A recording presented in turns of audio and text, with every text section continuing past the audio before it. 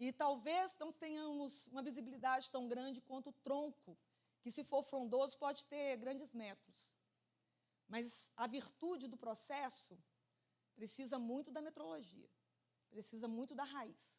Ainda que ela não se projete, porque a raiz da jabuticaba não projeta, ela é profunda, ela precisa ter um bom enraizamento para que tenha boas propriedades. E aí o Luiz falou dos protocolos, das porcentagens, e isso tem muito a ver conosco.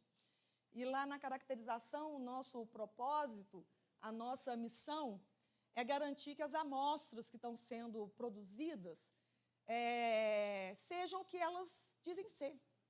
Além delas dizerem que são virtuosas, que elas demonstrem virtude, que sejam rastreáveis, que sejam reprodutíveis. E aí, nem sempre isso é do agrado de todos, porque claro que todo mundo quer obter sucesso. E a análise não mente. A análise, especialmente se ela é bem feita, se ela é rastreável, se ela é bem conduzida, ela diz o que ela tem. Em termos de histórico, originalmente eu não sou da frente de caracterização. Originalmente eu fui em algum momento da frente de polímeros. E a minha história enquanto professora da UFMG coincide com a do Setenano, porque nós estamos comemorando o aniversário de 15 anos em dezembro, e no dia 10 de setembro eu fiz 15 anos de concurso na universidade. E eu sou muito grata à professora Glaura, que um dia após a minha aula de Fisicoquímica 1 me convidou para fazer IC com o professor Jean-Michel Pernot, que ia chegar da França. E ela não sabia, mas eu estava com a documentação toda pronta para sair do curso de Química. Eu não ia continuar no curso de Química. Eu tinha um bom rendimento, eu tinha outros interesses, eu já tinha uma experiência em banco, a minha família é toda do direito, o pessoal segue por outras carreiras, e eu estava com tudo pronto, e aquele convite me trouxe até aqui. E me trouxe até aqui de um modo muito virtuoso, porque não sou eu que estou dizendo, são os dados da CAPES do CNPq.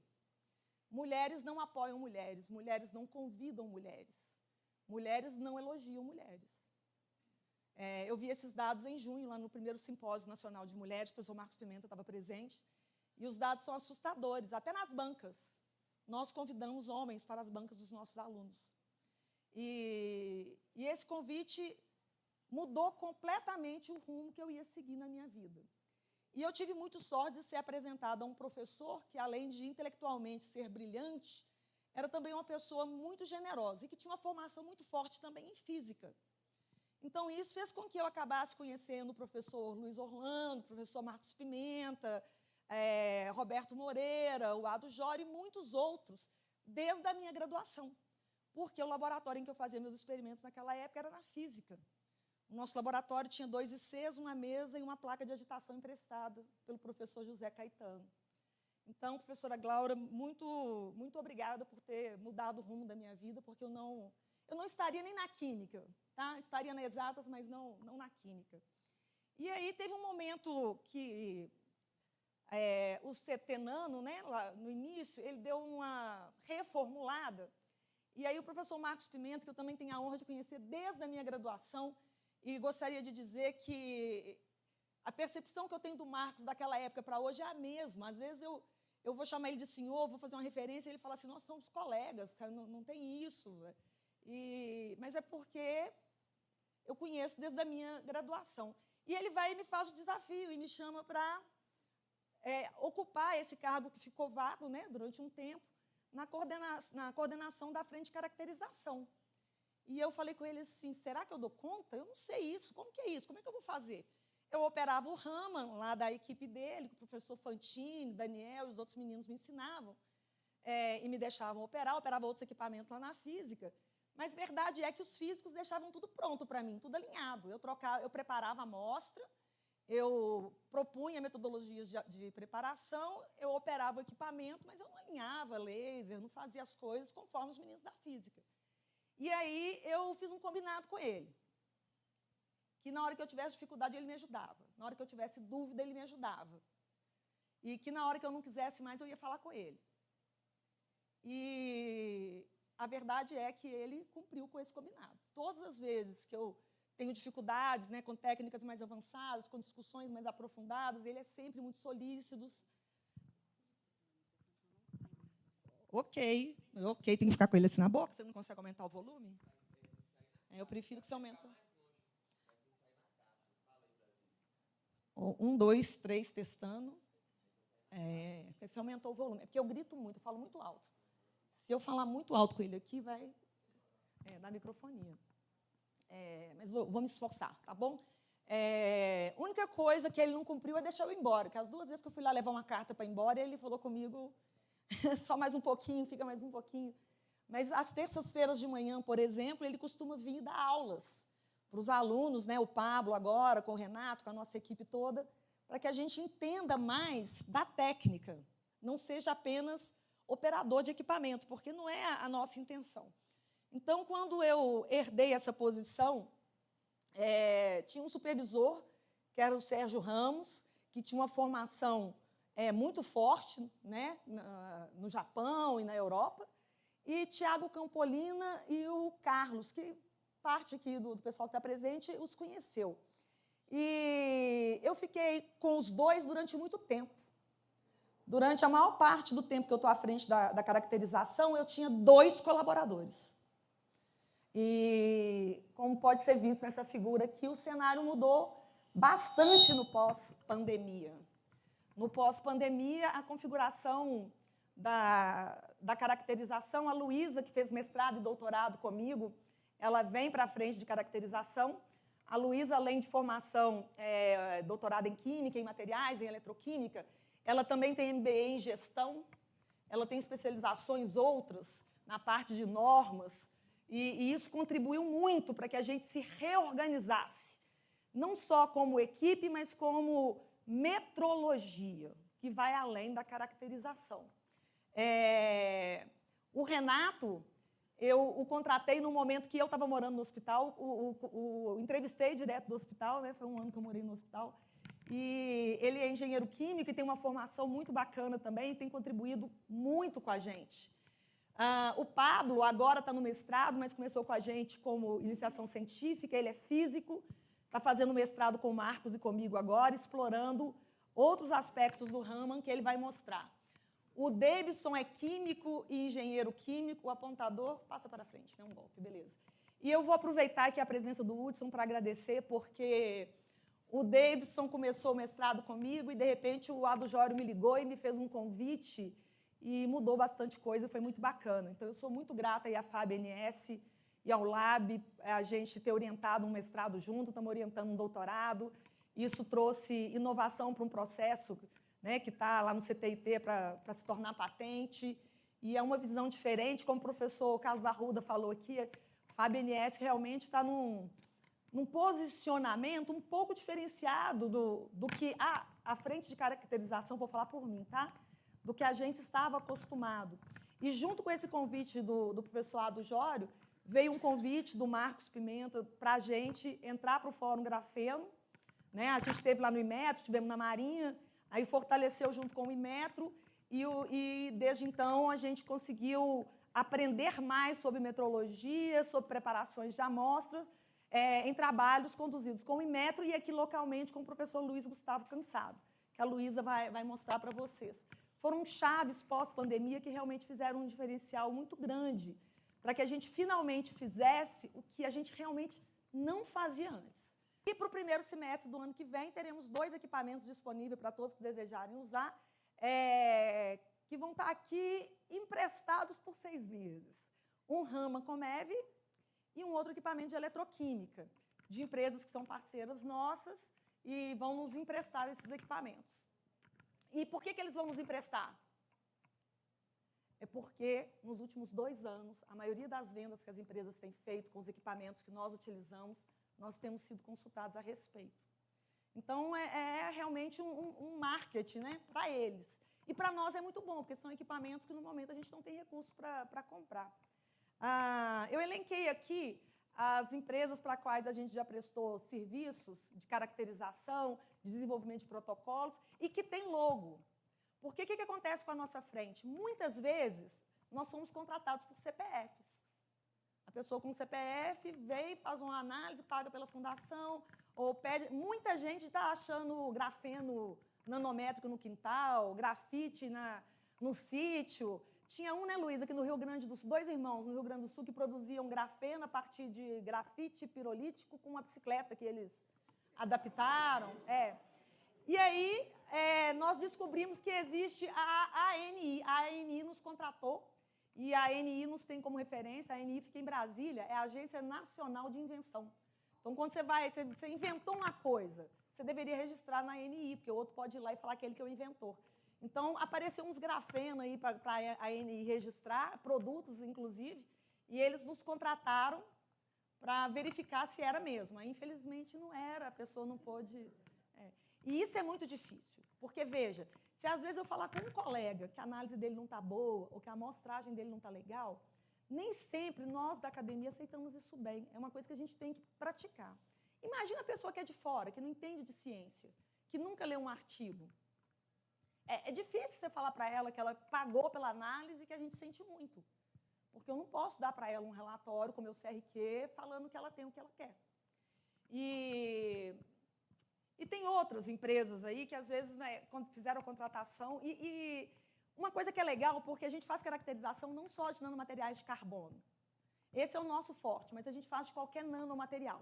Então, aqui a gente foi contratado por algumas empresas, por exemplo, eu vou mostrar para vocês, Romanel, o Grupo Boticário, que não trabalham com nanocarbono. Magnesita nos contratou também, até trabalha com nanocarbono, mas não era nanocarbono. A Marinha nos contratou, nos convidou, né, Marquinhos? Nos ofereceu um almoço sofisticadíssimo, com 150 talheres, mas depois não contratou projeto. Mas eu sei dizer para vocês o seguinte, a Marinha tem muita demanda de material bélico, capacete, colete balístico, eles têm um portfólio de equipamentos mais ou menos legal, mas eles não têm pesquisador. Lá deve ter um pesquisador com a minha idade, que já é 130 anos, e todos os outros, assim, fazendo pós-doc para não aposentar de compulsório. Então, quem quiser prospectar projetos e coisas com eles aí, eu acho que é um lugar bacana de bater na porta. Não sei se paga, tá, gente? Mas que tem serviço, tem. Que tem demanda, tem. Eu vou citar, acho que 2, e vou passar para a Luísa falar de normas, mas que foram desafios para a gente, que foram bem legais. A Romanel é a maior empresa da América Latina de semijoias.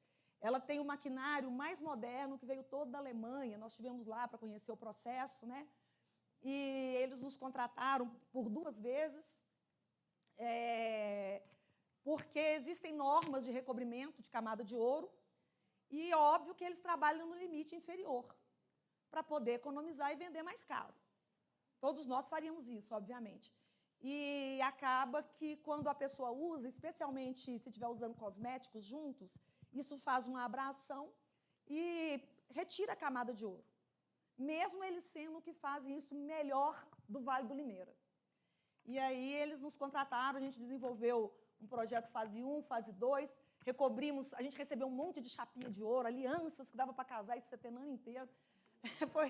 A gente assustou com os volumes, né? Ontem teve alguém que comentou que recebeu 10 quilos de amostra aqui, nós também recebemos uns galões, mas eu fiz eles assinarem o contrato que eles iam recolher no fim, porque senão eu tinha 60 litros de material para não ter onde colocar. E a gente fez recobrimento para eles de grafeno, e eu não posso passar os valores da melhora para vocês, porque foi um trabalho protegido lá na CTIT, mas foi sensacional. Eles vão continuar colocando pouco ouro. Espero que comprem grafeno aqui do centro para colocar aí, né? Ou de quem vocês indicarem. Mas deu um resultado muito, muito bacana. A gente fez uma eletrodeposição de ouro com GO. E, com isso, a gente conseguiu fazer a inserção do óxido de grafeno no banho eletrolítico. Aqui é só o modelo do nosso relatório, que os nossos relatórios todos... A gente tem vários tipos de contratação. Tem gente que pede só análise, né, como, por exemplo, o FABNS, que tem expertise lá dos meninos. Eles, às vezes, pedem análise, mas não pedem a interpretação. Quando pedem a interpretação, a gente tem os relatórios. E teve um caso que, apesar de ter o relatório e ter 2 engenheiros químicos na empresa, eles ainda contrataram a consultoria para a gente explicar as análises para eles. Isso pode acontecer também. Outro caso que foi legal, que a gente foi contratado 2 vezes, agora a gente já deu 3 orçamentos para eles. Aí eles estão só pedindo para baixar o orçamento e querendo mais análise. Então, nós estamos com dificuldade de fazer o terceiro, por enquanto. Que é o Grupo Boticário. É porque eles andaram comprando umas análises térmicas, os equipamentos lá, e depois mandaram os funcionários embora. Então, eles não sabem usar os equipamentos. Mas o Grupo Boticário ele é interessantíssimo, porque hoje ele é dono de quase tudo que você está vendo nas prateleiras de cosmético. Tem mais outros que eu não coloquei aqui. Então, assim, o Grupo Boticário ele é gigante. E ele nos contratou também, protegido pelo CTIT. Na verdade, esse aqui foi até eu que pedi para eles, para tramitar lá. Porque quando eu vi o resultado, era um resultado que não poderia muito ser divulgado, não. Né?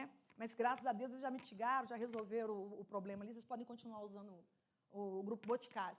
Mas o que eles pediram para a gente foi que a gente fizesse um controle de qualidade e desenvolvesse um protocolo que eles conseguissem controlar a matéria-prima principal deles que entram na produção e o produto final. E a gente fez isso e foi bem bacana, o nosso relacionamento com eles é bem legal. Esses dois projetos diferentes, assim, fora da caixinha, ambos vieram do Fórum Grafeno. O Fórum Grafeno, para nós, também foi um diferencial. Após o primeiro Fórum Grafeno, nós tivemos várias contratações de tamanhos diferentes. E o último que eu vou citar é esse aqui da Magnesita, que eram... Um era seleneto e o outro... Não, um era nanografite, mas o outro... Não, eu lembro que você trocava, era carbeto de nióbio. É de silício, e a gente colocava nióbio toda vez. Ele chegava aqui e falava, não é nióbio, não é silício. Que foi um trabalho legal também. Esse eles pagaram, mas a gente acabou não finalizando, porque eles não produziram a última batelada para a gente poder... Porque eles queriam mudar alguma coisa no forno, alguns parâmetros. Esse vai ser legal, porque como ele não está protegido pela CTIT, a gente vai poder publicar a respeito. Então, por isso que, pelo menos, uma vez por mês, eu cobro dele. A gente está disponível para fazer a última rodada de análises. Mas foi bacana também, porque a gente explorou outras técnicas, utilizamos o ramo, mas utilizamos outras técnicas também, que contribuíram muito conosco. Eu vou passar a palavra para os outros colegas da equipe da gente falar, e no final eu volto para fazer um fechamento, tá? Luísa vai falar da parte regulatória, um pouco de eletroquímica, o Pablo, que está no mestrado, vai falar de rama, o Renato, que acabou de chegar da Alemanha, enquanto ele estava na Alemanha fazendo as coisas do biovidro dele, que eu oriento, paralelamente, ele conduziu, né, com o nosso apoio aqui, incorporação também de nanoestruturas em biovidro para aplicações diferentes das que a gente está acostumado, mais voltada para o agro e para o bio, como foi citado de manhã. E está bem bacana. E depois eu vou falar de divulgação e faço o fechamento. Muito obrigada.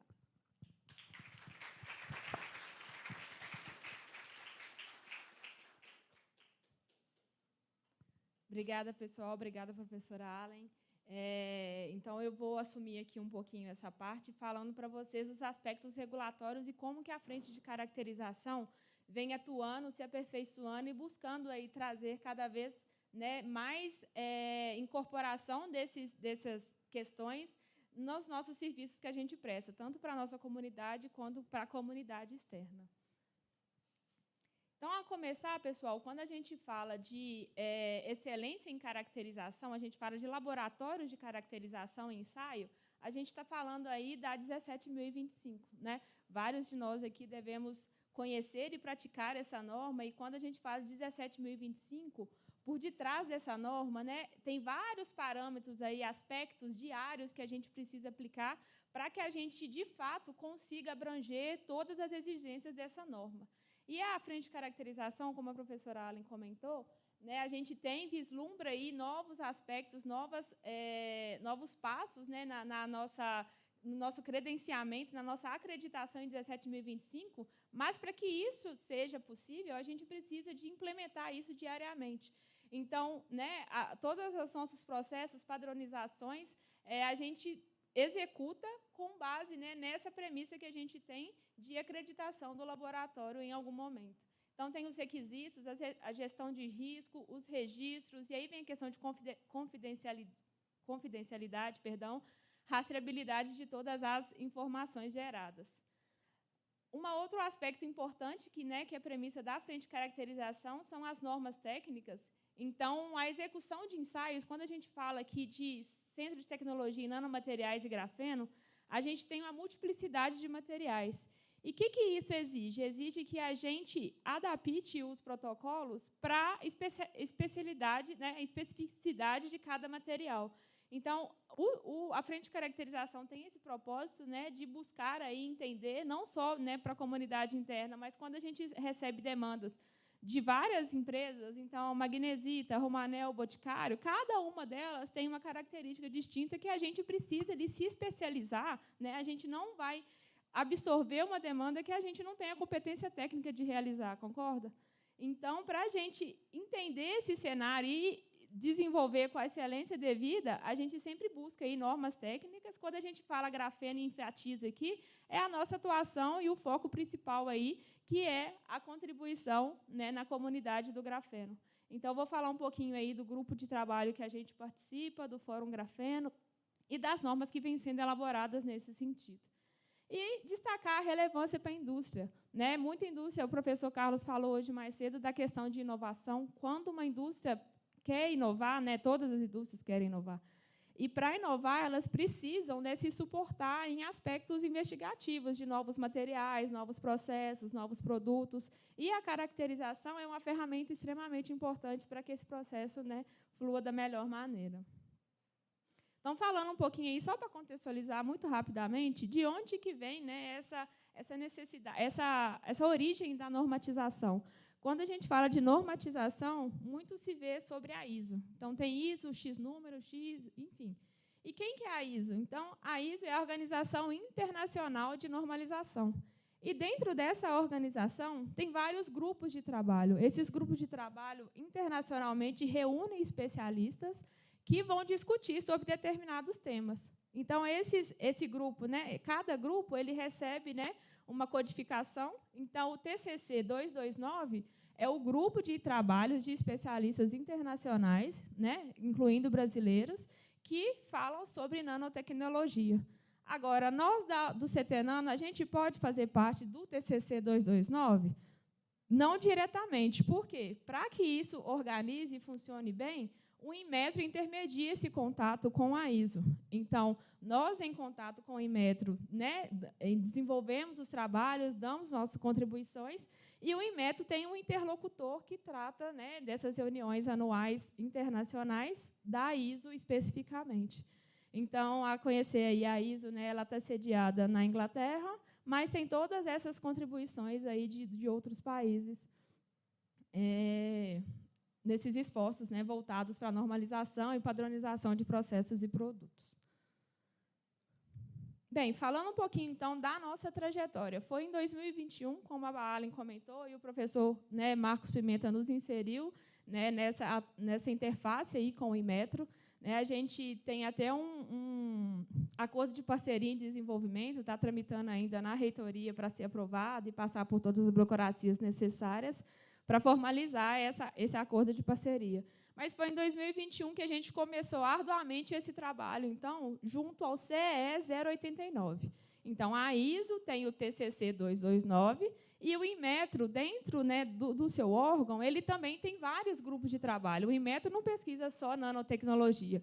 O Inmetro pesquisa agro, pesquisa celulose, pesquisa várias coisas. Então, dentro do Inmetro tem o CEL, que é o Comitê de Estudos Especiais 089, Nanotecnologia, que é o qual a gente faz parte. E, dentro desse comitê, a gente atua no GT, que é o Grupo de Trabalho 2, sobre aspectos de caracterização, e no GT4, que fala sobre grafenos e materiais 2D. Tá? Então, semanalmente, a gente tem reuniões, e nessas reuniões, né, o pessoal do professor Ari também, a Carla, atua fortemente, né, para a discussão de normas, para contribuição, de forma que o Brasil ele tenha várias normas também que tratem desses assuntos. Então, a maioria das normas que a gente tem hoje em dia são normas internacionais, que a gente aplica nos nossos, né, processos de caracterização. E o esforço grande do Inmetro e da BNT, né, em parceria, é que essas normas elas sejam também de origem nacional, né? Tem uma contribuição forte, não só da tradução das normas internacionais, mas construção de novas normas. Então, o Brasil ele tem muitos experts aí, a professora Glaura recentemente, né, vai participar também conosco dessa questão do GT4 para trazer todas as experiências possíveis, né? Cada visão em relação ao desenvolvimento e à pesquisa, ela é muito importante. Então, é nesse contexto aí que a gente está atuando junto com alguns grupos que eu vou mencionar mais para frente. E foi, então, em 2023 que foi publicada aí a primeira norma brasileira. Né, o Brasil ganha a primeira norma brasileira BNT para grafeno, que é a especificação ABNT ISO TS 21356. O que ela trata, basicamente? Qual que é o objetivo? O objetivo, quando a gente fala de grafeno, né, e essa norma especificamente é para grafeno, né, no cenário de nanotecnologia, de nanomateriais, é trazer padronização. Quando a gente fala de síntese de grafeno, a gente tem aí uma multiplicidade de procedimentos que podem gerar materiais com características diferentes. Então, o objetivo é tentar padronizar para que, quando a indústria for adquirir um determinado material, ele entenda quem é aquele material, independente se ele comprar de A, B, C, lote 1, 2, 10, para que, de fato, propicie, e eu vejo isso como uma importância muito grande para que a inovação com grafeno atinja novos patamares no mercado. Né? Se as questões de regulamentação, de normatização e marco regulatório não forem definidos, certamente isso, né, o processo ele ainda vai ser um pouco moroso. Tendo isso definido, acredito que a indústria ela vai ter confiança e maior credibilidade, né, para a aplicação desses materiais em novos produtos. O Fórum Grafeno ele surgiu, né, com base nas discussões do GT4 e, certamente, de iniciativas internas do Inmetro, foi criado, então, o Fórum Grafeno. É um fórum que reúne aí especialistas, então, não só os experts das ICTs, mas também governo e indústria. Então, durante essas reuniões, a gente tem aí representantes do MCTI e representantes de várias empresas interessadas nas questões do grafeno e nesses avanços de regulamentação. Com base nisso, foi criado, então, um programa de avaliação de conformidade do grafeno. E qual que é o objetivo disso? Esse arquivo, inclusive, ele tem consulta pública, tá? O QR Code está aqui, caso vocês queiram ter conhecimento desse documento, opinar, né, porque ele está ainda em consulta pública antes da publicação, mas o objetivo é o primeiro passo. Né? Ele pode não ser aí o documento perfeito que vai conseguir abranger todas as características de discussões possíveis de grafeno. Mas, para a gente sair do limbo, a gente tem que dar o primeiro passo. Então, o Inmetro está dando esse primeiro passo. Tá? Foi criado esse programa de avaliação de conformidade. Não vai ser, né, não vai ser um selo de certificação, tá? Mas ele vai ser um selo de conformidade. O grafeno que for adquirido contendo esse selo de conformidade, ele vai estar testando que está de acordo com esse regulamento aqui. Então, eu acredito que isso é bastante importante, e eu estou falando isso tudo porque a gente está inserido nesse meio. Então, eu e a professora Allen, a gente, né, participa dessas discussões bem fortemente, e a professora Allen aí esteve em vários eventos do Fórum Grafeno. Então, em 2023, 2024, 2025, todas essas participações são bastante importantes, que, como ela comentou, é uma oportunidade que a gente tem, né, de fazer novas parcerias e divulgar esse trabalho que vem sendo feito pela Frente de Caracterização. Vou falar um pouquinho agora, pessoal, da nossa pesquisa em eletroquímica. Tá? Quando a gente fala de caracterização, a gente tem diversas aí, né? A gente pensa, tem vários equipamentos lá embaixo que o pessoal faz caracterização de materiais. Mas a frente também, ela vem, né, de origem, eu sou eletroquímica, sou orientada pela professora Allen no mestrado e doutorado, e a gente tem, né, essa característica de desenvolvimento de novos materiais. E a gente está trazendo, né, de volta com a equipe, com a Helena, a Roberta, que não conseguiu estar conosco aqui hoje, mas explorando cada vez mais essa técnica, visando aplicações, né, e trazendo mais um pouquinho, não só da pesquisa de bancada, que eu fazia lá no Departamento de Química, mas outras visões, né, que são atender aí alguns requisitos da ODS e tentar aplicar isso na forma de sensores eletroquímicos. Então, recentemente, né, a professora comentou do nosso equipamento recém-adquirido, e, com base nele, a gente já conseguiu, né, bastantes avanços, aí, bastante dedicação da equipe para explorar a parte de espectroeletroquímica. Então, quando a gente condiciona um material no determinado potencial, eu vou observar alguma alteração no meu... Eu não consigo apontar. Consigo. Perdão. Eu vou conseguir observar alguma observação, né, alguma alteração em relação à mudança do meu espectro de absorção? Então, quando a gente fala de sensores eletroquímicos, é uma característica bastante interessante e a gente vislumbra aí a produção de novos materiais e sensores num projeto futuro. Então, o projeto, né, eu vou falar do título, ele foi apresentado há pouco pela Helena, Espectroeletroquímica, ferramenta para investigação de estados polaron e bipolaron de nanotubo de carbono IP3HT. Então, esse é um material, né, já sintetizado por nossa equipe mesmo. E esse material ele foi avaliado aí enquanto as suas características eletroquímicas, espectroeletroquímicas, e a gente está aplicando o método de Tauque aqui para cálculo de energia. Uma característica bastante importante, a gente, enquanto caracterização, o que a gente vem tentando, né, reforçar sempre é a necessidade da gente explorar cada vez mais os materiais, os resultados que a gente tem, né? Então, entender esses materiais, entender as transições eletrônicas, entender uma forma de otimizar as caracterizações para que a gente tenha aí contribuições significativas nesse campo da eletroquímica e, de fato, consiga avançar, né, para a parte de sensores. Não adianta a gente ir para uma parte de aplicação se o nosso material não está otimizado e a gente não conhece, de fato, por meio das caracterizações, o que a gente possui. Então, esse trabalho aqui ele já está em fase de escrita de artigo científico, a gente já apresentou em trabalhos e a gente vislumbra, né, bastante avanço em relação a isso. E a protagonista desse trabalho é a Helena, que ela não quis vir aqui apresentar para vocês, mas ela apresentou brilhantemente em Juiz de Fora, ganhou menção honrosa em relação a essa apresentação. A Roberta chegou um pouquinho depois, mas elas formam uma dupla sensacional. E aqui eu estou também, só dando apoio moral para os meninos mesmo. Aqui são alguns trabalhos publicados do grupo em relação a esse tema, pessoal.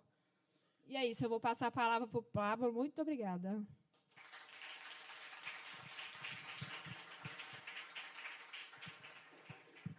Boa tarde.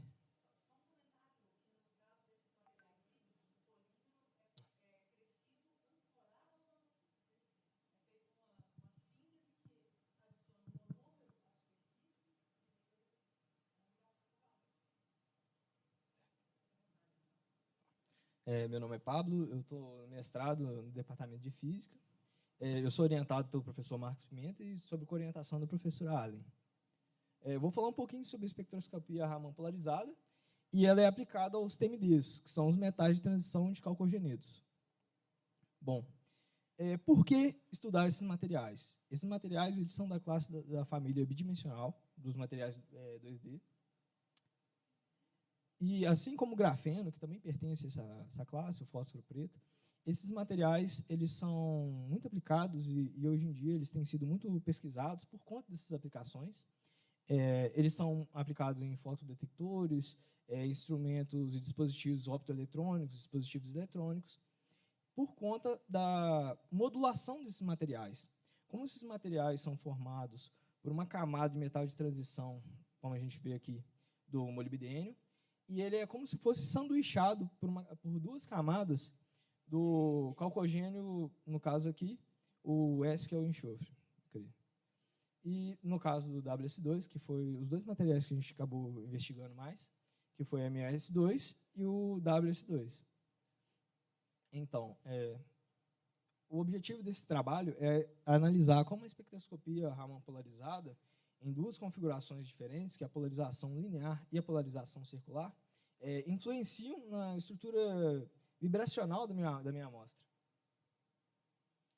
Bom, aqui eu vou falar só um pouquinho bem rápido sobre o Raman, que é o Raman do modelo que a gente tem disponível aqui no centro. Ele conta com um diferencial que são as placas de polarização, que é a placa de 1/4 de onda, a placa de meia onda e o polarizador, que são importantes como Na interação da luz com o material, tem dois momentos. O momento que a luz chega ao material, que ele interage, ele se despolariza e ele é reemitido no formato da minha onda transmitida.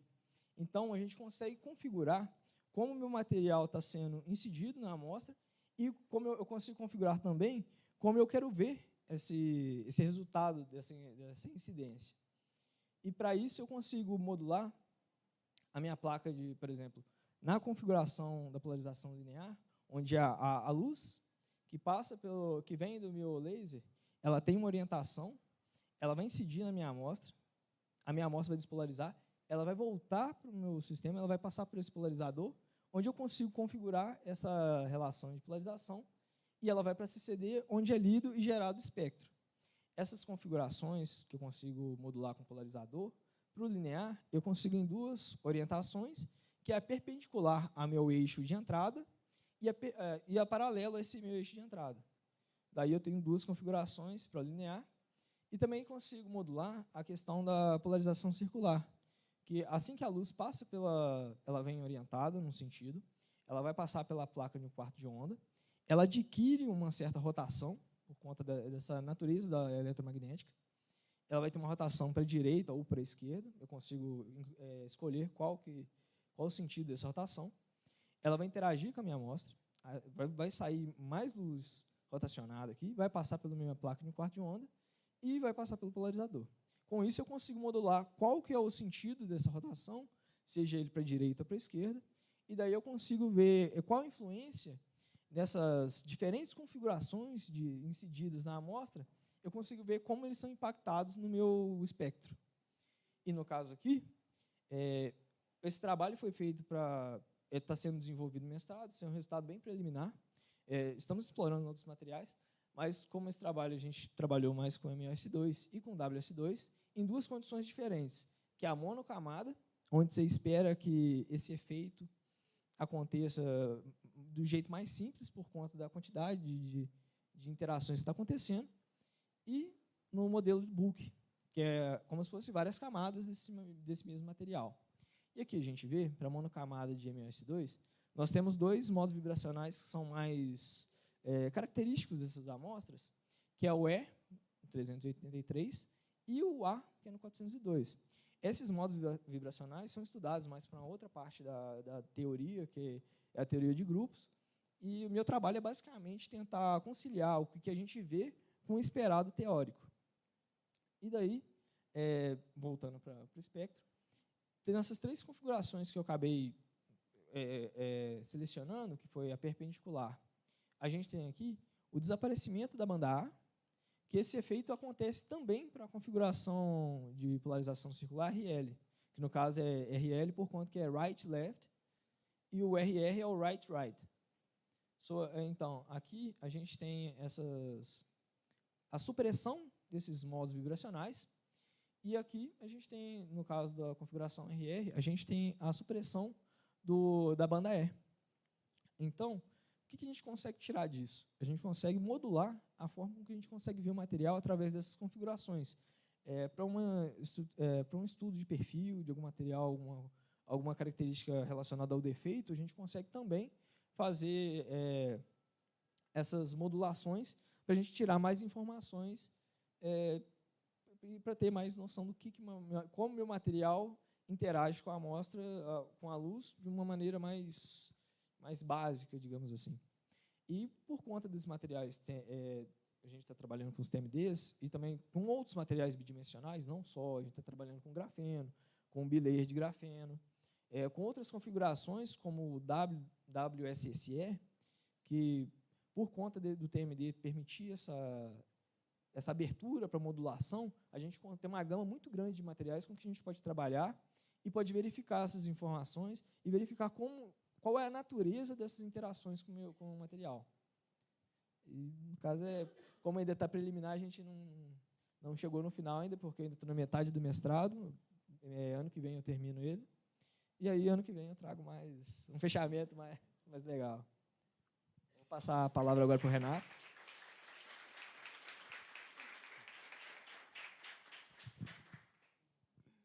Obrigado, Pablo. pessoal. Bom dia. Está saindo bonitinho aí? O som? Tá? Eu vou dar sequência nas apresentações, as linhas de pesquisa aqui da frente de caracterização. Estou muito feliz de poder compartilhar com vocês esse novo projeto e desafio da frente de caracterização, que, na verdade, ele é uma ramificação da minha proposta de tese de doutorado. Então, aqui, esse trabalho ele foi conduzido sobre a orientação da Luísa, professora Allen, e os nossos alunos de iniciação científica, Moisés e Bianca, que estão aqui também.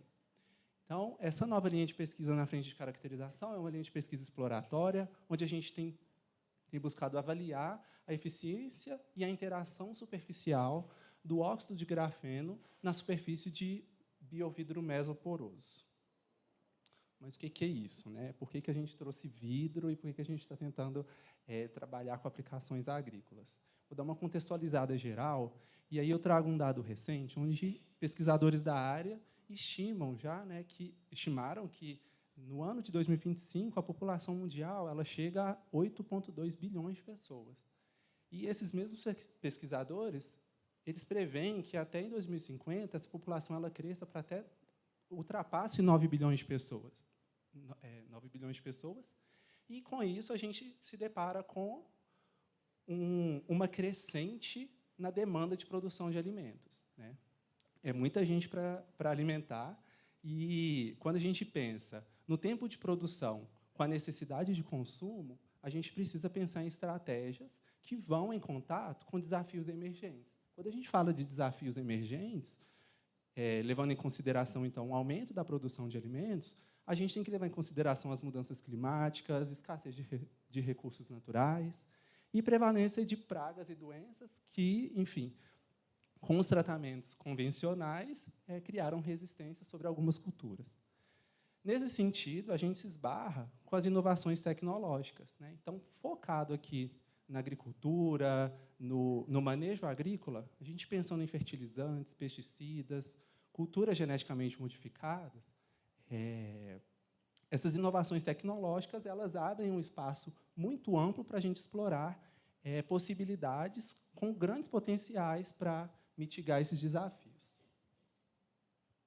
E aí, quando a gente pensa nesses desafios, né, a gente se esbarra, então, com a fronteira da agricultura sustentável, né? E aí, especificamente, no nosso caso, nós estamos trabalhando com nanomateriais e manejo agrícola. Quando a gente fala sobre agricultura sustentável, majoritariamente, o que vem, em primeiro momento, na nossa cabeça é o quê?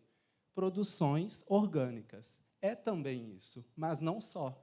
Então, quando a gente pensa que a gente pode desenvolver materiais que, ao se decompor, eles vão promover microambientes químicos e físicos, onde promovem germinação, nutrição de culturas, resistência a estressores bióticos e abióticos, é também uma forma de promover a agricultura sustentável.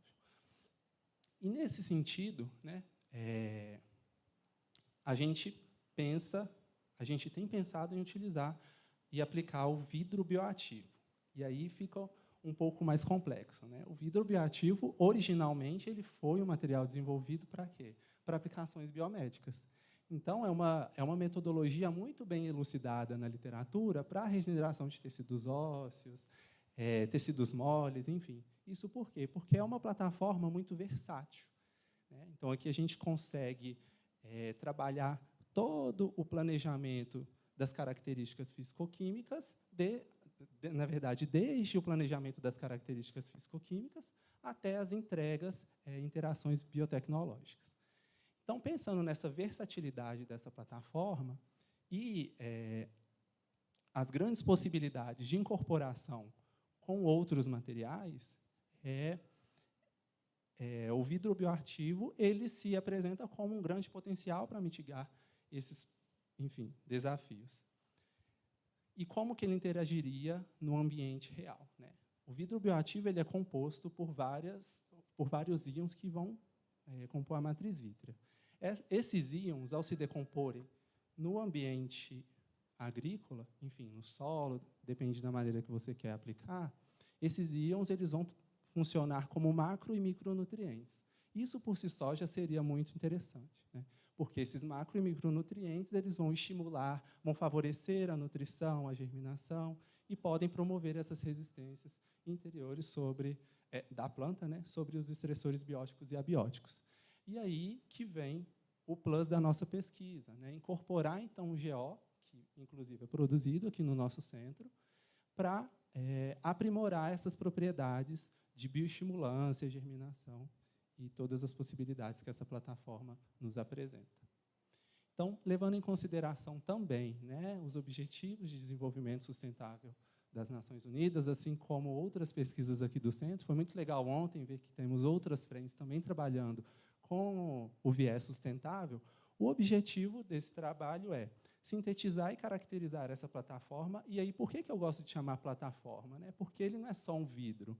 É uma plataforma que, quando a gente aplica, independente do contexto agrícola, ele vai atuar de diferentes formas para ter ganhos, enfim, muito promissores, tanto de germinação quanto de resistência a estressores, e assim tornar o manejo agrícola mais sustentável e eficiente.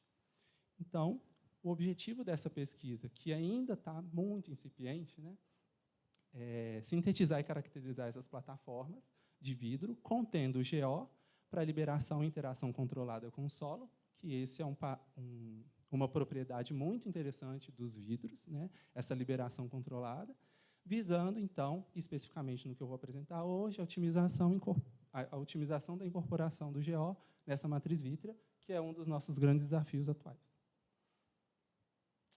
Eu vou passar brevemente um pouquinho a metodologia do nosso vidro, né? Até que a gente chegue na nossa plataforma final, nós passamos por 3 steps, né? Então, no step 1, a gente tem a síntese do vidro, e aí a gente segue o método Sougel, bastante elucidado na literatura, e muito bem aplicado por apresentar boa biocompatibilidade, baixa citotoxicidade. Então, nesse primeiro momento, a gente, enfim, trabalha a síntese Sougel para a produção do nosso vidro. No segundo step, nós funcionalizamos a superfície do vidro com o APTS. Por que a gente faz isso, né? Porque, majoritariamente, na superfície do vidro, a gente vai ter grupos silanóis. E isso, por si só, seria interessante, favoreceria a interação com outros ligantes, mas os grupos amina, ancorados na superfície do vidro, eles ampliam essa interação com outros elementos, que, no nosso caso, é o GO. E, por fim, né, que aqui o maior desafio dos meninos que estavam ali trabalhando no laboratório, né, que é a etapa de incorporação.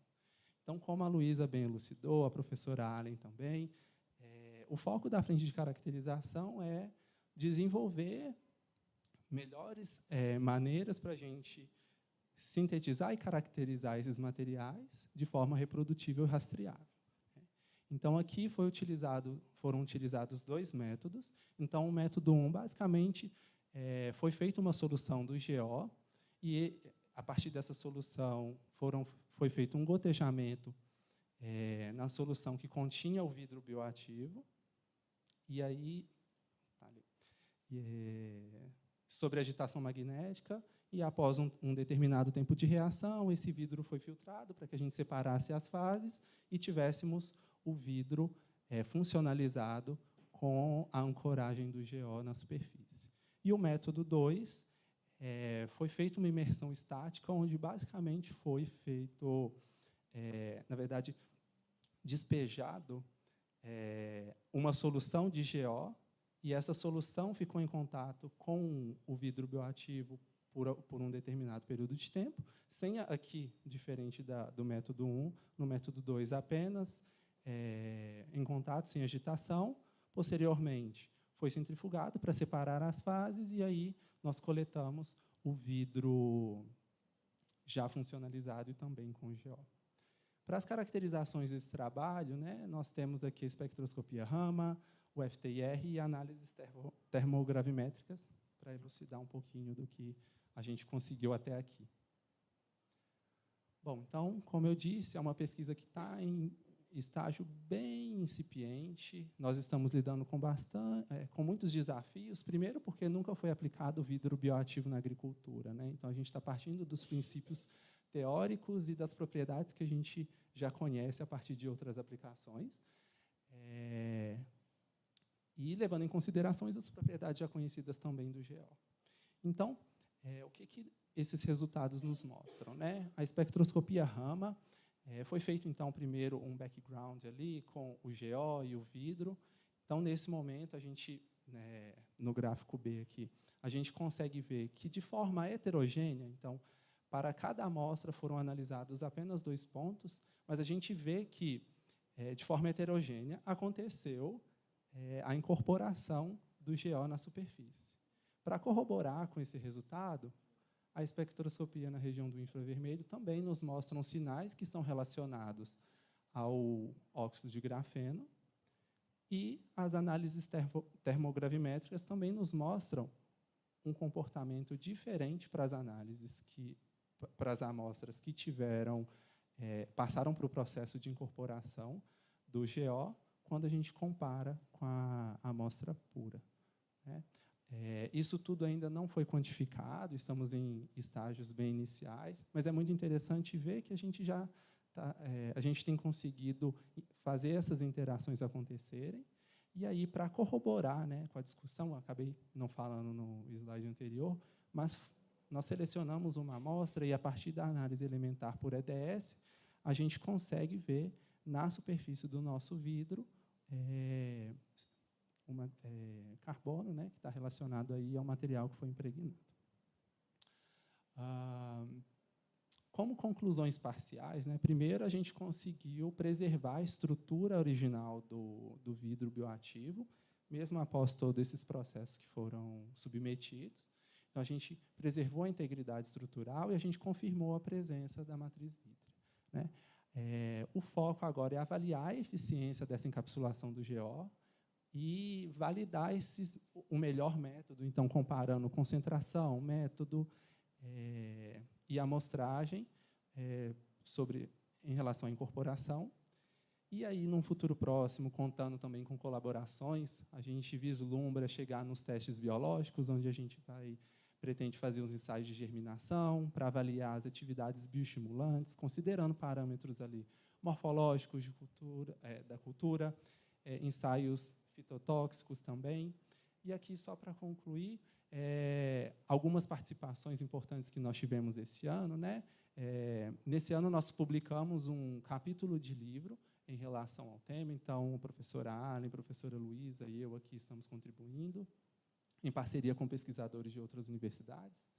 Eu tive a oportunidade também de apresentar, em setembro desse ano, a metodologia, né, a parte de síntese e caracterização do vidro, que é a metodologia que eu trago para o Citenano agora, do vidro, na conferência que aconteceu em Turim, na Itália, a Conferência da Sociedade Europeia de Biomateriais. Aqui também nós já tivemos participação esse ano no CBQ, com o Moisés apresentando. Hoje, mais cedo, a nossa querida Bianca também apresentou para vocês. E é o que temos até então. Espero que tenham gostado um pouquinho aí dessa nova linha de pesquisa. Vou passar a palavra para a professora Allen.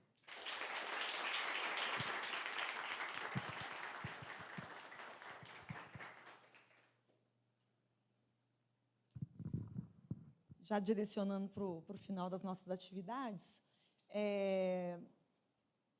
desde o final do ano passado, eu estou fazendo parte da Rede Nacional de Mulheres na Nanociência, que é uma rede do CNPq, coordenada pela professora Solange, lá do Sul.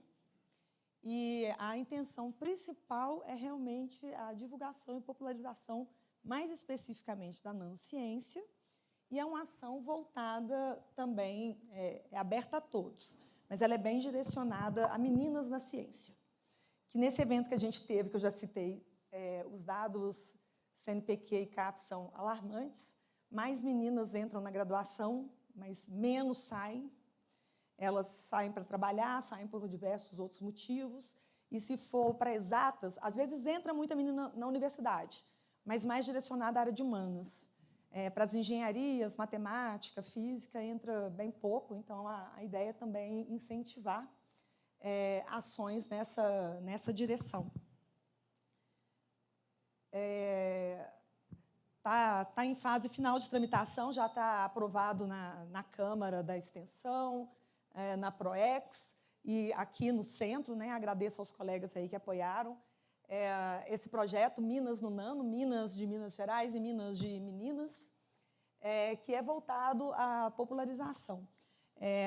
Eu sou a coordenadora, a subcoordenadora é a professora Meiriane, que também foi aluna da Glaura, é uma pessoa que tem uma formação fantástica, não só no Nano, mas na área de educação, porque após o doutorado ela voltou para fazer licenciatura, ela tem um trabalho bem bacana mesmo. E a gente já criou 2 produtos para divulgação científica. Um deles vocês têm acesso por esse QR Code, que está lá no primeiro andar, que recebeu menção honrosa, foi a primeira vez que ele foi apresentado e já foi considerado o melhor da área de educação e inovação, num evento com mais de 700 trabalhos. É conduzido por uma aluna do Coltec, do 2º ano do Coltec, que, para minha sorte, é minha filha, aluna da Meiriane. Ela vai receber uma medalha agora, depois do almoço, então peço desculpas, mas eu vou correr lá e volto aqui. E criou um outro que não está aqui, mas que foi apresentado, ele foi selecionado também para a sessão oral de um evento, teve um destaque, ganhou também um destaque, que é um jogo de cartas, estilo um quiz. Mas o dia que eu e a Meiriane fizemos, das 40 cartas, nós erramos bastante. Eu falei com ela, Meiriane, nós vamos ter que estudar, porque é diferente. Esses meninos mais jovens, algumas coisas eles têm dificuldade, como resiliência, persistência, mas eles gostam de empreender, de inovar. Aquilo que atrai, eles aprofundam muito. Então, os meninos que estão com a gente nesse projeto, eles leram, releram, não só esse material que a Solange criou, esse livro aqui no centro, tem alguns exemplares dele, como também fizeram uma busca em base científica no Google Acadêmico e estudaram as referências que a Solange colocou num curto período de tempo. Foi um trabalho surpreendente que foi feito. E é muito legal isso, é muito bacana, porque as pessoas não sabem muito que o nano existe, não. Sabe, porque no comercial fala que tem nano no shampoo, tem nano no creme, só se for. Porque aqui a gente está num grupo seleto, né? Aqui é menos de 5% da população, se a gente para pensar em pesquisadores, empresas. O público comum, as pessoas que estão numa escola pública, por exemplo, teve um colega que estava nesse evento de Juiz de Fora. Nós ficamos impactados lá com os experimentos que os professores de física fazem. Os meninos de 5ª, 6ª série fazendo Arduino e fazendo tudo movimentar, e sistema eletrônico, um monte de coisa legal. Mas as práticas de química continuam no repolho roxo. Continua colocando catalisador no sabão líquido para fazer espuma, né? Então, assim, a gente é tão virtuoso, a gente faz coisas tão legais, tem tantas partículas que são tão interessantes. E aí a gente teve até convite para que esse projeto fosse ancorado não só no Departamento de Química, mas em outros locais. Mas aí eu sugeri para a Meiriane, e agradeço aí o comitê gestor e os colegas que quiseram, que concordaram da gente ancorá-lo aqui, porque acreditamos que a gente vai poder criar material didático, vai poder compartilhar alguns dos experimentos que a gente faz, também com as escolas que vêm visitar aqui. E, na verdade, como eu falei com vocês, o nível assim, diz que é nível para ensino médio técnico, mas tem algumas perguntas que eu convido vocês a responderem para ver quem tem 100% de aproveitamento, porque é bacana, às vezes são aspectos que a gente não reflete muito. Então, convido a todos para conhecer. Por enquanto, a gente não tem recursos financeiros, ele é recém-aprovado, esse projeto. A bolsista ela é sustentada pela rede de meninas na nanociência, ela e a professora Meiriane recebem uma bolsa. Nós vamos levar isso para escolas também. O Coltec é o nosso primeiro local que a gente tem feito os testes e as quantificações, mas vai para outras escolas fora da universidade. Inclusive, se os membros do CT tiverem desejo de depois, mais à frente, né, lá para março, levar para a escola em que você estudou, você contribuir com a sociedade, com a escola que te formou, a gente gostaria muito. E se as empresas quiserem nos apoiar, nós vamos ficar muito felizes, porque precisamos de financiamento para o desenvolvimento, para a gente poder fazer esses jogos, poder presentear as escolas, os estudantes com esses jogos, até mesmo os uniformes, camisas das meninas, porque, por enquanto, a gente tem feito um autopatrocínio, mas tem feito com muito gosto. É realmente dar retorno para a sociedade que tanto nos deu para a gente chegar até aqui. Então, muito obrigado e venham conhecer um pouco mais. É uma rede sensacional. A nacional é a Mulheres Nano. Nós aqui de Belo Horizonte fazemos parte do núcleo Manacás. O Manacás é uma flor. Cada núcleo é uma flor e cada região é uma flor diferente. Então, o Sudeste é o Manacás. Quem coordena é a professora Zélia, uma física incrível, uma mulher preta maravilhosa, lá de Juiz de Fora, e que também tem aberto portas para mim, tenho participado de muitos eventos, muitas coisas na física, e tem sido muito, muito bacana a oportunidade. Agora, no evento da pós-graduação, mais de 100 físicos, só tinha eu de química, eu estava me achando a Marie Curie lá no meio, né?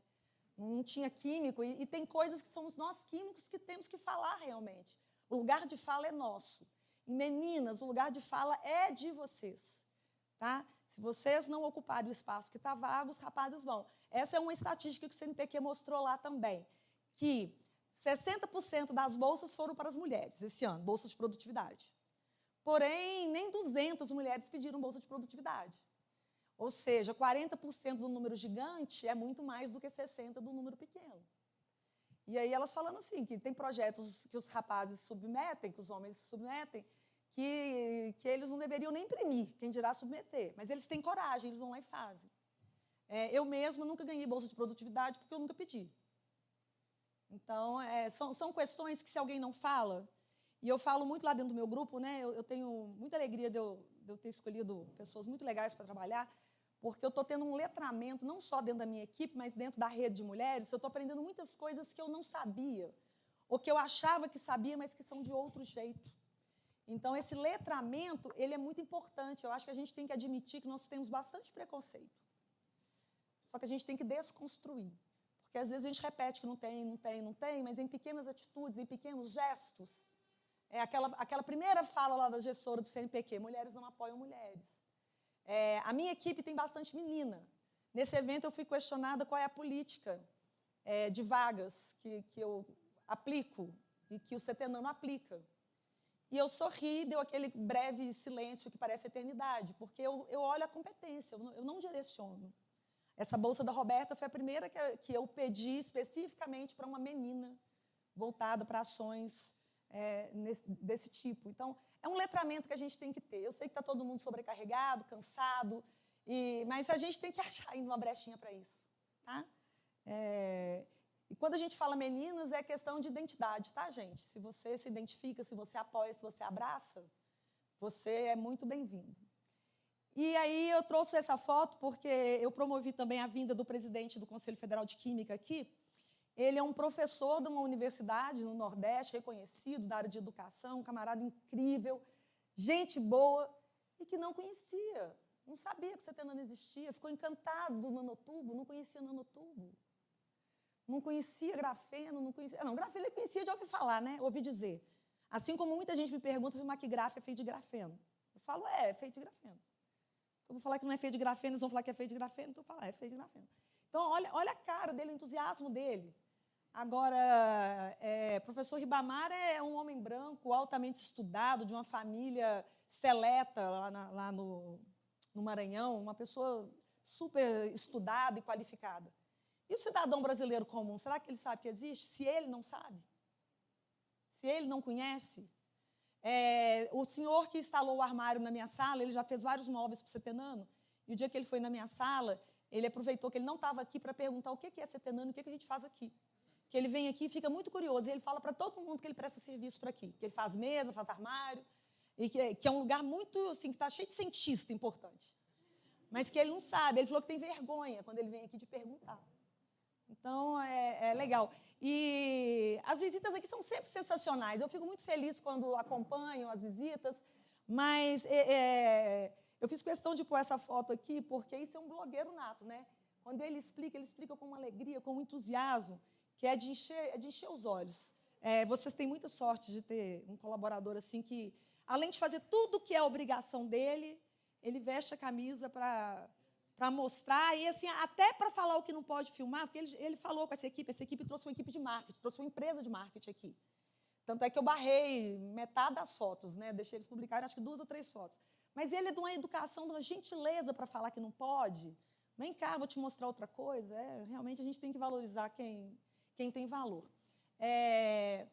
Eu vou agradecer, mas na hora que eu agradecer, eu ainda tenho 3 slides para mostrar. Eu vou agradecer, assim, olha, os órgãos de fomento que têm nos apoiado. Por favor, eu falei brincando, mas não tem brincadeira, não, é de coração. Se vocês puderem realmente fazer um esforço, um pensamento positivo, ser solidário, porque a gente merece muito aprovar esse projeto. E a gente não tinha sido nem avaliado, a gente tinha sido barrado no checklist, e como nós somos uma ICT, o checklist não se aplicava naquele formato para nós. O nosso checklist era diferente. Então, Rodrigo falou para eu fazer o recurso, Marquinhos falou para eu fazer o recurso, eu fiz o recurso e fiquei extremamente feliz essa semana, né? Eu recebi a informação da FAPEMIG, ontem o Gustavo falou comigo, depois o professor Carlos aqui no final me chamou também, falou que a gente fez bem de entrar. E eu acho que ter ido a Juiz de Fora fez essa diferença para mim, de ter coragem, vai lá e pede, faz. Se não der, mas pelo menos você tentou, faz, dá o seu melhor. A gente fez um projeto muito, assim, amarradinho, muito robusto, né, Luísa? O pessoal da Fabinese nos apoiou, da indústria automobilística nos apoiou, o Imetro, e um monte de gente legal aí, deu muita força. E agora a gente está, assim, a gente está verdadeiramente no pensamento positivo para que a Câmara veja com bons olhos. A gente vai ficar muito feliz. A gente quer agradecer a parceria com o Imetro também, porque tem sido... eu até falei isso ontem com o Gustavo, ele tem dado muita oportunidade para a gente, muito lugar de fala nas discussões. O Erlon também é uma pessoa incrível que tem nos apoiado muito. E isso está nos deixando mais virtuosos, está nos ensinando que a gente poderia ter explorado há muito mais tempo. A gente poderia estar muito mais à frente. Mas com uma equipe de 2 não dava.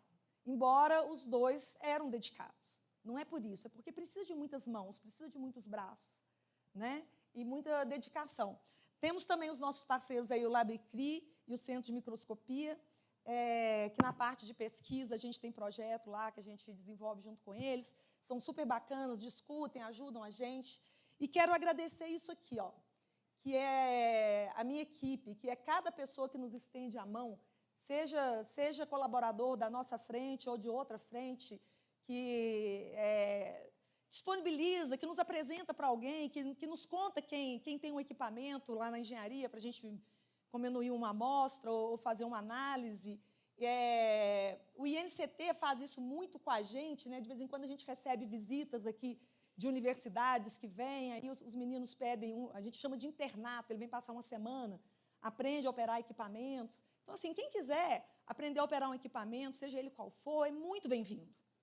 Tem regra, tem que aprender a teoria, tem que, se ficar 3 meses sem treinar, vai ter que treinar de novo, vai ter que cadastrar amostra, nada disso muda. Mas eu acho que o principal de um centro de tecnologia é formar pessoas. Acho que o diferencial que o CETENANO tem é que tem um coordenador de uma área, um subcoordenador de outra, professores de outra. Eu acho que isso é um diferencial humano, pessoas.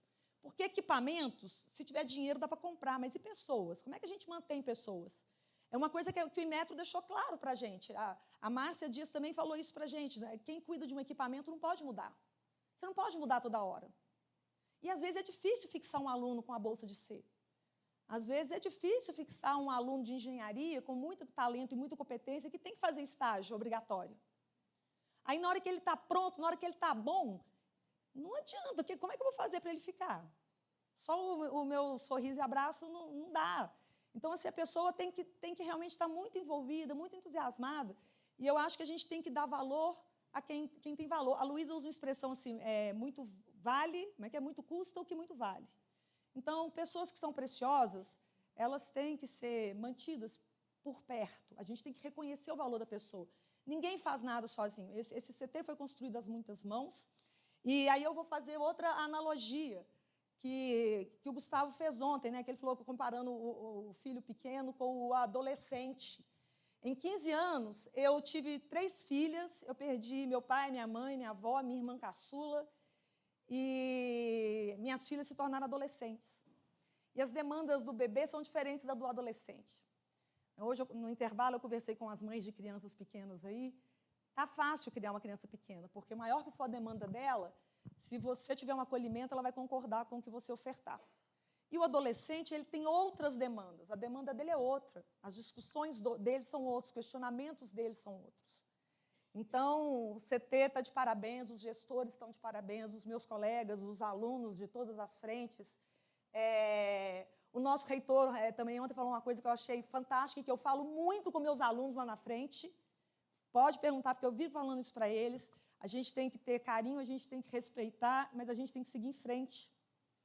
Porque a gente não tem opção de parar. E eu sou extremamente grata a essa equipe, porque no momento mais difícil que eu passei, vai fazer 2 anos agora, eles me sustentaram e me ajudaram a seguir. Vocês são a melhor equipe que eu poderia ter, tá? Obrigada mesmo, de verdade. E essa turma é incrível, a da cavalaria. Eu tenho muita foto, mas eu acho que elas não são muito publicáveis em data comemorativa, não. Que tinha um teor alcoólico maior. Mas eu tenho registros aí da trajetória toda, e era legal. E eu era a única que gostava que falava que era cavalaria, mas é porque minha filha é atleta do hipismo, né? E eram cavalos de salto que ficavam aqui, não eram de ronda. Então, eu gostava, mas, realmente, quando eu tenho um jornalzinho que fala das cocheiras para não sei o que lá, realmente dava impacto assim, né? Não era a melhor local para acolher a pesquisa que era feita de alto nível. Mas a gente era bem feliz, gente. A gente se divertia, a gente tomava uns café, era bem... Não era? Era.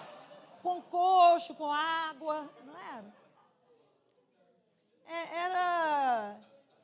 É que, às vezes, na pobreza, a gente é mais feliz do que com muito dinheiro. Eu coletei mais algumas, assim, olha, a gente confraternizava mais, a gente se unia mais. Eu comi pizza na casa do Ari, o Laval levou os alunos dele na minha casa muitas vezes, né? Então, assim, a gente precisa disso, porque é gente. Nós somos gentes, a gente não pode desumanizar, não. Todo mundo, a minha equipe sabe, eu falo com eles, está cansado, para e descansa, mas não desiste, não. Porque a gente não pode parar, mas descansar, sentir cansado, a gente sente. O Felipe, a Raíssa, o Gomide, que é meu filho preferido, eu sempre falava com os meninos, eu gosto de todo mundo, mas o Gomide, para mim, é diferente. Eu acho que ele tem uma coisa que Marina também... Eu vou até parar de falar para ela não achar que é falsidade da minha parte, mas é porque a pessoa que tem profundidade, é como a professora Meiriane, que você consegue conversar e fazer pergunta, e a pessoa tem profundidade. Porque comercial é legal, comercial tem até treinamento. Tem gente que vende curso de vender curso, né? Tem gente que é bom de articular. Mas na hora que na hora que a gente faz pergunta, que a gente discute, que a gente precisa de um braço forte para sustentar qualquer coisa, dá para contar nos dedos, de uma mão só, né? Então, é importante isso, é importante a gente reconhecer. Tarcísio ontem saiu correndo para buscar o filho na escola, eu até brinquei com ele, só pagar caro que eles cuidam da criança lá. O João Paulo, olha, o João Paulo... era nosso menino lá do laboratório, né? Eu fazendo doutorado, ele no início do mestrado. O Rodrigo, a gente passou junto no concurso. Eu entrei um pouco antes, ele depois. O Luiz, que a gente tem que falar para ele não fazer essa cara nas fotos toda vez. Esse aqui é o NT17. Do NT07, eu não tenho nenhuma foto publicável. Mas é porque Ouro Preto foi uma semana intensa, né? Foi intensa, foi intensa. Tem até um e-mail da Glória que ficou famoso após Ouro Preto. Ouro Preto ajaiantava, lembra? Aí, no segundo dia de evento, parte da equipe não foi trabalhar, tinha ido para o Hospital Tomar Soro. Né? Mas ela puxou, como é que fala? Institucionalmente, de que a gente estava lá a trabalho. Mas não conseguiram. Eu compareci ao trabalho. E aqui são outros eventos. Esse aqui foi no Rio de Janeiro, que a gente foi. Esse não tenho certeza, mas eu acho que foi num Ferradura, um resort, um negócio que a gente fez, né? Goiânia. Aqui o Cris está também, e o Cris, Felipe. E setenando somos nós. Ainda que um seja raiz, que o outro seja fruto, o outro seja caule, sabe? Toda pedrinha é importante para ficar em pé. Se o cimento estiver não estruturado, melhor. Né? Se o SMS falar que ninguém vai ficar contaminado, melhor ainda. Se a Embrapi ganhar dinheiro, a gente fica mais feliz ainda. Os meninos aí da minha equipe, a outra menina aí maravilhosa também, com os bichinhos dela que fica nadando lá, bacana demais. E a gente fica muito grato.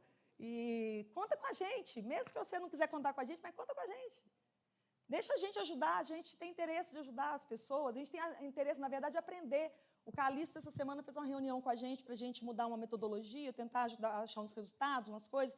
E era legal porque, quando a gente olhando para os resultados aqui, Luiz, tudo que eu vi em termos de termodinâmica conduz ao que você sugeriu sem olhar os dados. Então, assim, é isso. Muito obrigada mais uma vez e parabéns a todos aí e a todas que construíram, tá? E obrigada aos pioneiros por terem tido coragem de ser chamado de doido, mas de prosseguir. Né? Muito obrigada, gente. Um abraço a todos. Obrigado, professora Allen. Parabéns aí a toda a equipe